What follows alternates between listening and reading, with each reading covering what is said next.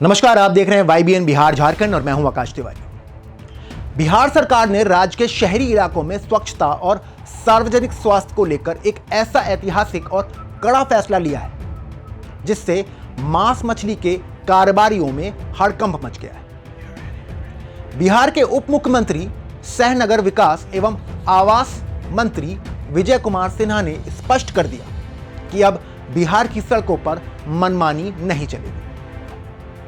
सरकार ने आदेश दिया कि राज्य के सभी नगर निकायों में बिना लाइसेंस के चल रहे मांस मछली की दुकानों को तत्काल प्रभाव से बंद किया जाएगा।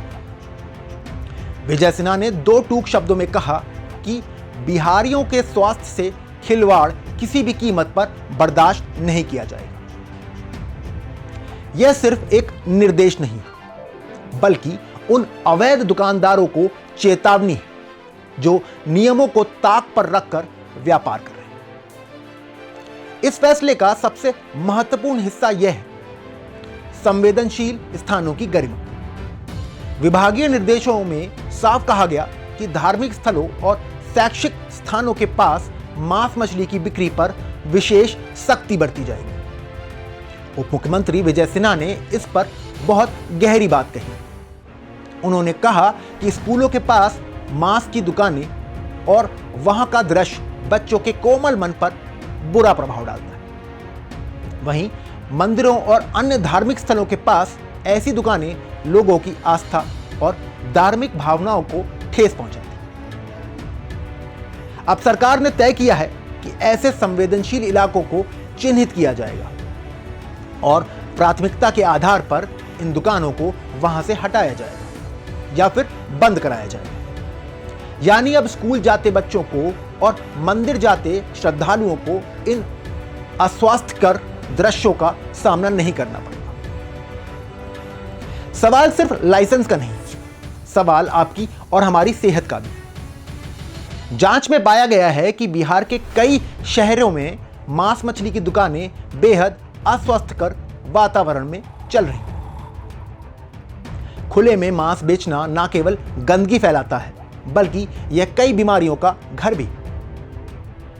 विभाग ने कड़ा रुख अपनाते हुए कहा कि केवल वही दुकानें चलेंगी जिनके पास वैध लाइसेंस होगा और उन्हें भी स्वच्छता के कड़े मानकों का पालन करना होगा। पशुओं के स्वास्थ्य की नियमित जांच होगी ताकि नागरिकों को सुरक्षित खाद्य पदार्थ मिल सके। और याद रखिए, अगर कोई नियमों का उल्लंघन करता पाया गया तो बिहार नगर पालिका अधिनियम 2007 की धारा 345 के तहत ऐसी कठोर कार्रवाई होगी कि दोबारा नियम तोड़ने की हिम्मत नहीं। कभी आपने गौर किया है कि सड़क के किनारे खुले में लटकते मांस पर कितना धूल, धुआं और मक्खियां बैठती? हम और आप अनजाने में अपनी सेहत के साथ कितना बड़ा खिलवाड़ कर रहे हैं। उप मुख्यमंत्री विजय सिन्हा ने इस पर इसी गंभीर खतरे की ओर इशारा किया। बिना फ्रीजर, बिना ढके और बिना किसी हाइजीन के बिकने वाला यह मांस साइलेंट किलर की तरह।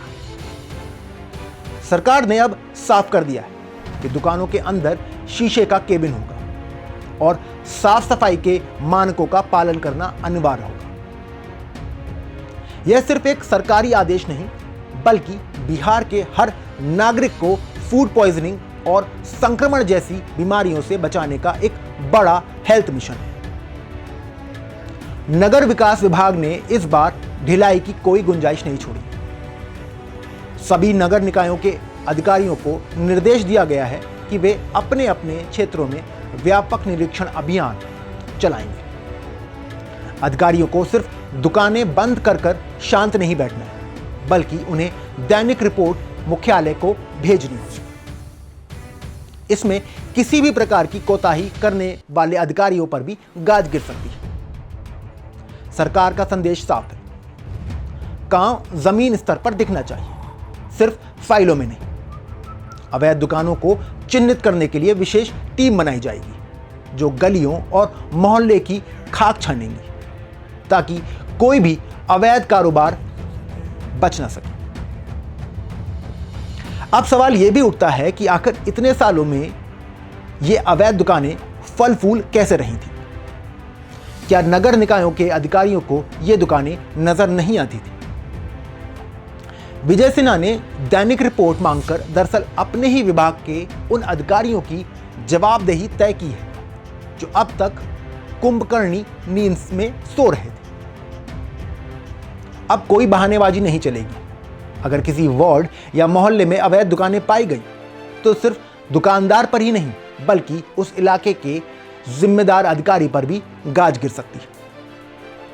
सरकार ने साफ संदेश दिया है कि भ्रष्टाचार और लापरवाही के दिन अब लद चुके हैं। बिहार सरकार का यह कदम केवल स्वच्छता तक सीमित नहीं बल्कि इसका उद्देश्य कानून व्यवस्था और सामाजिक समरसता को सुदृढ़ करना है। अव्यवस्थित दुकानें अक्सर विवाद का कारण बनती हैं। सरकार ने आम नागरिकों और व्यापारियों से अपील की है कि वे इस स्वच्छता अभियान में सहयोग करें।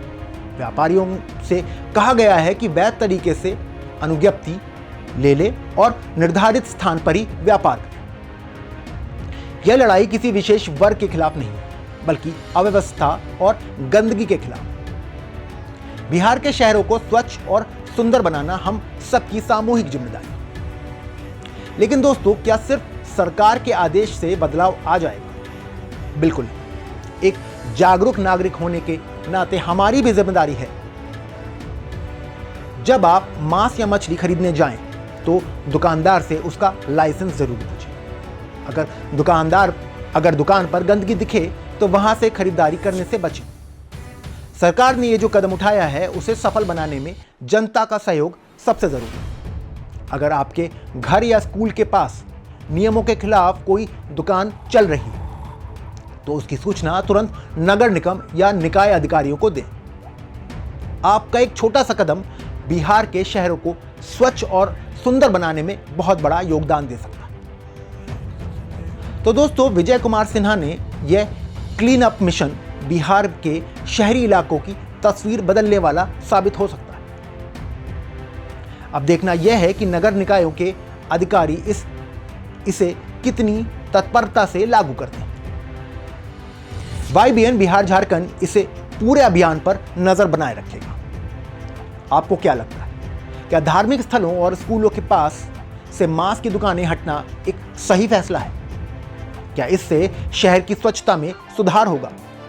अपनी राय कमेंट बॉक्स में हमें जरूर दें और इस वीडियो को ज्यादा से ज्यादा शेयर करें ताकि हर नागरिक और दुकानदार तक यह जानकारी पहुंच सके। आपको हमारा वीडियो कैसा लगा कमेंट करके हमें जरूर बताएं और अगर अभी तक आपने हमारे चैनल को सब्सक्राइब नहीं किया है तो अभी करें और बेल आइकन का बटन दबाना ना भूलें। तो मिलते हैं अगले वीडियो में, तब तक के लिए जय हिंद जय भारत।